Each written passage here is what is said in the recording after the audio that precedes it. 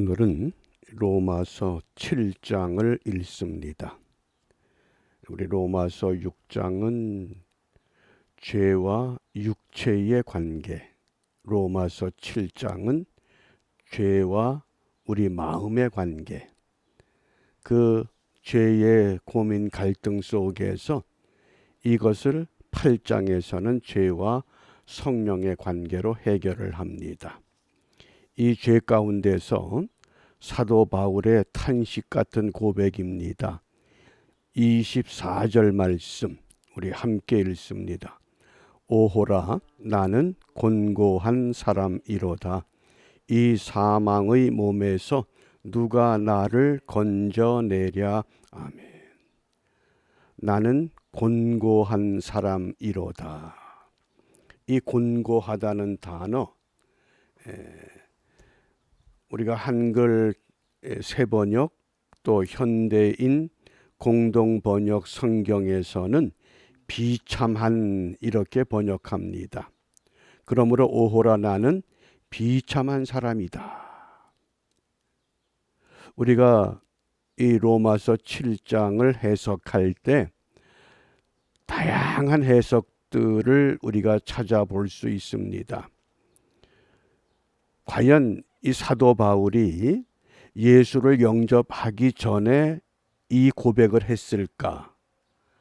예수 영접하기 전이라고 해석하는 사람도 있고, 또 한편으로는 예수를 영접한 후에도 이 고백이 가능하다고 하는 그런 해석도 있습니다.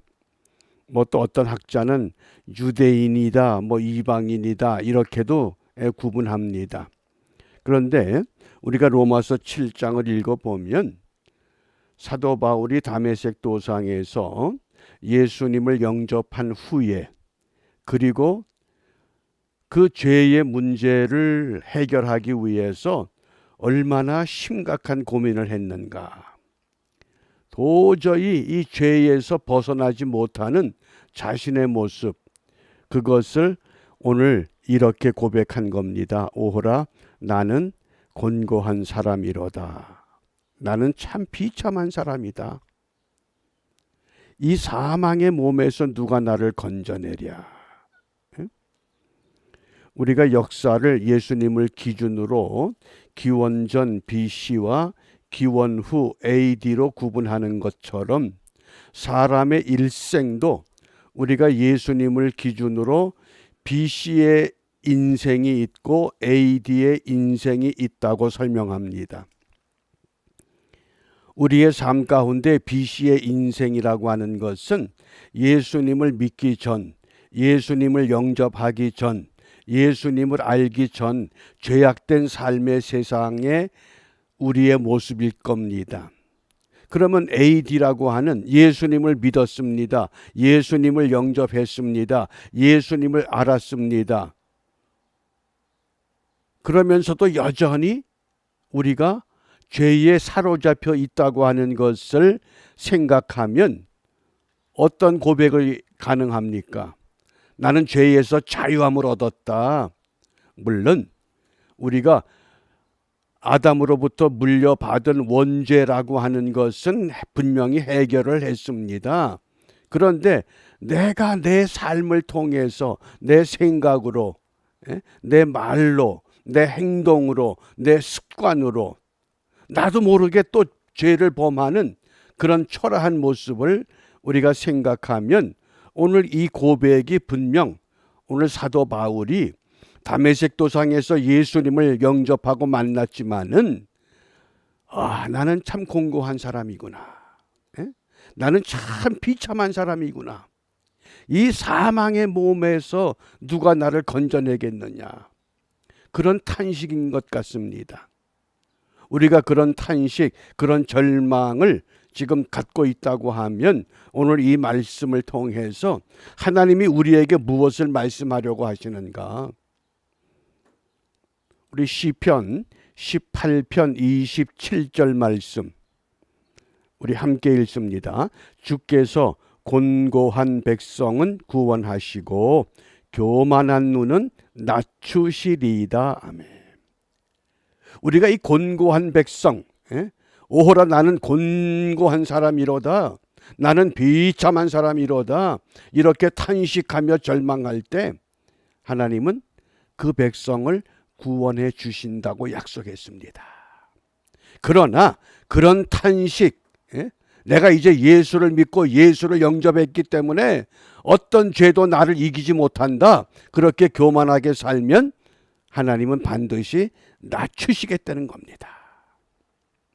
그래서 오늘 우리가 이 율법이라고 하는, 이 과연 율법이 무엇이냐? 율법이 창세기부터 신명기까지 이 모세 오경을 통해서 유대인들은 613개의 계명으로 만들었습니다. 그 613개의 계명 가운데 248개는 적극적인 하라는 명령이고, 365개, 1년이 365일이잖아요. 하루에 한 가지씩은 하지 말라고 하는, 하지 말아야 할 게 365개. 그래서 이 금지된 명령, 이게 도합 613개의 계명이라고 하는 겁니다. 그래서 창세기에서는 1번부터 3번째까지 계명, 또 출애굽기는 4번부터 114번까지 계명, 이렇게 레위기, 민수기, 신명기까지 그 말씀들을 계명으로 정리를 했습니다. 이렇게 그 정리를 해놓고 이제 우리가 창세기의 그 계명을 좀 살펴보겠습니다. 창세기 1장부터 50장까지 그 많은 내용을 3가지 계명으로 요약을 했습니다. 첫째, 생육하고 번성하라. 1장 28절의 말씀을 계명화시킨 겁니다. 생육하고 번성하라. 그 다음에 두 번째, 모든 유대인 남자는 할례를 받아야 한다. 아브라함과의 약속이죠. 17장 10절. 그 다음에 환도뼈에 큰 힘줄을 먹어서는 안 된다. 32장 32절. 그 야곱이 천사와 씨름할 때 천사가 환도뼈를 내리쳤다고 그러잖아요. 그래서 이렇게 계명을 만든 겁니다. 이런 계명이 창세기부터 시작해서 신명기까지 그 모든 말씀들을 계명으로 만들었습니다. 그리고 그 계명을 지키려는 겁니다. 그런데 사도 바울이 얼마나 대단한 학자입니까? 그 당시에 가말리엘 문화생, 최고의 율법 학교, 율법의 그 최고의 학문을 다 터득했던 사람입니다. 철저하게 율법대로 살아보려고 했습니다. 그런데 예수를 영접한 후에 율법을 어떻게 하면 좀 더 잘 지킬 수 있겠는가? 그 몸부림을 치면서 나갑니다. 그런데 문제는 아무리 이 율법을 지키려고 해도 도저히 완벽하게 지키지 못하는 자신을 보게 된 겁니다. 그래서 율법이 뭡니까? 율법의 목적이라고 하는 것이 로마서 3장 20절에 그러므로 율법의 행위로 그의 앞에 의롭다 하심을 얻을 육체가 없나니 율법으로는 죄를 깨닫는다. 율법이라고 하는 613개의 그 조항들을 앞에 놓고 보면 열심히 지킨다고 지켰는데, 철저하게 지킨다고 지켰는데 결국은 100% 지키질 못하는 모습. 그래서 이게 지키지 못하니까 죄를 깨닫게 되었다. 그러니까 율법이 왜 주어졌느냐? 유대인들에게 너희들이 의롭고 선한 백성이기 때문이 아니라 너희들을 통해서 의롭지 못한 것이 무엇인가를 드러내 주셨다고 하는 겁니다. 그래서 과연 그러면 우리가 율법을 지킴으로 인해서 구원을 받을 수 있는가? 절대 그럴 수 없다는 겁니다. 로마서 3장 27절 28절입니다. 그런즉 자랑할 때가 어디뇨? 있을 수가 없느니라. 무슨 법으로냐? 행위로냐? 아니라 오직 믿음의 법으로니라. 그러므로 사람이 의롭다 하심을 얻는 것은 율법의 행위에 있지 않고 믿음으로 되는 줄 우리가 인정하노라. 또 31절에 그런즉 우리가 믿음으로 말미암아 율법을 폐하느뇨 그럴 수 없느니라. 도리어 율법을 굳게 세우느니라. 완벽하게 지키지 못하는 율법, 그럼 그것을 없애려고 그러는 것이냐? 아니다. 그 율법을 어떻게 하면 좀 더 새로운 각도에서 새로운 삶의 터전에서 바르게 세워 지켜나갈 수 있을 것인가? 그것을 찾아보자는 겁니다. 그걸 찾기 위해서 결론을 이렇게 맺은 겁니다. 로마서 13장 10절 함께 읽습니다. 사랑은 이웃에게 악을 행치 아니하나니 그러므로 사랑은 율법의 완성이니라. 결국은 율법을 통해서 완벽하게 지키지 못하는 내 초라한 모습, 오호라 나는 곤고한 사람이다. 그런데 그 곤고한 사람을 하나님은 폐기하신 것이 아니라 사랑하셨다는 겁니다. 어떻게? 누구를 통해서? 예수 그리스도를 통해서. 그래서 마태복음 5장 17절 18절 내가 율법이나 선지자나 폐하러 온 줄로 생각지 말라. 폐하러 온 것이 아니요 완전케 하려 함이로다. 진실로 너희에게 이르노니 천지가 없어지기 전에는 율법의 1.1획이라도 반드시 없어지지 아니하고 다 이루리라. 다 이루리라.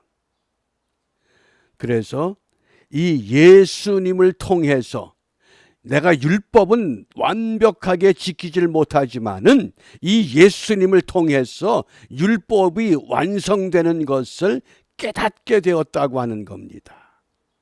그 로마서 7장 21절이 이 사도 바울의 위대한 고백입니다. 그러므로 내가 한 법을 깨달았노니, 우리가 말씀을 읽거나 뭐 또 말씀을 들을 때에 깨닫는다고 하죠. 그 깨닫는 게 뭐냐? 이 깨달았다는 이 단어가 매우 중요한 단어입니다. 사도 바울은 이것을 내가 찾았다 이렇게 고백한 겁니다. 찾았다. 무엇을 찾았습니까? 선을 행하기 원하는 나에게 악이 함께 있구나.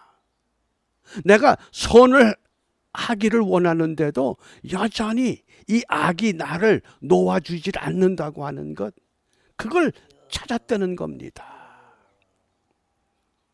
이 로마서 7장이 상당히 어려운 이 배경입니다. 이걸 어떻게 간단하게 설명을 하겠습니까? 그러나 우리 바울의 고백처럼 오호라 나는 곤고한 사람이다. 내가 철저하게 믿음 생활하려고 하고 말씀대로 순종하려고 해도 되지 않는 내 이 연약하고 초라한 모습, 내가 이것 가지고 한 법을 깨달았다. 뭐냐? 역시 내 속에는 선과 악이 공존해 있구나. 그러나 악을 쫓는 것이 아니라 악을 이길 수 있는 선으로 악을 이기면서 나가야 되겠다. 그것이 오늘 우리의 기도 제목이 되는 겁니다. 그래서 은혜의 법을 따라 살아가게 하옵소서. 법에 얽매여 있으면 어느 누구도 그 법에는 자유롭지 못합니다. 그러나 은혜에 우리가 울타리 속에서 내가 완벽하게 철저하게 지키지 못하지만은 그 부족한 것을 사랑으로 채우시고 말씀으로 다듬어 주시고 날마다 거룩하게 새롭게 이끌어 가시는 그 하나님의 은총 속에서 우리가 오늘도 이 하루의 삶이 펼쳐질 때 어제의 나약했던 곤고한 내 모습이 아닙니다. 그래서 마지막 25절에 바울이 이렇게 고백합니다. 우리 주 예수 그리스도로 말미암아 하나님께 감사하리로다.